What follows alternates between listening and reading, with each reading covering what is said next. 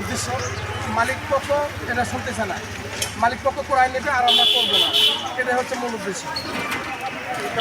আমরা চাই শত্রুবাগ ডিউটি যেন বন্ধ হয়। আপনারা কি কাজ করেন? আমরা কাজ করে হচ্ছে নগাঁও জেলার ডেলিভারি ম্যান,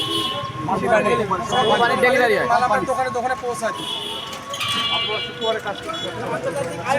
আন্তর্জাতিক আইনে আছে যে শুক্রবার ডিউটি বন্ধ, কিন্তু মালিক পক্ষ আমাদেরকে এটা করায় না। প্রতি শুক্রবার করালে কোনো ছুটি দেয় না, জোর করে এটা করালে মূল্য দেয় না।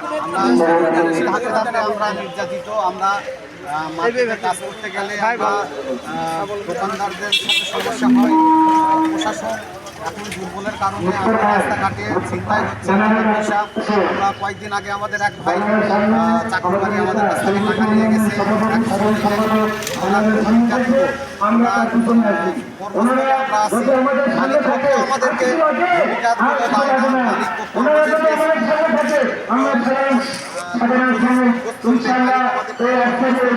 সেই কারণে আমরা আজ নওগাঁ জেলা কোম্পানি ডেলিভারি ম্যান গঠন করছি।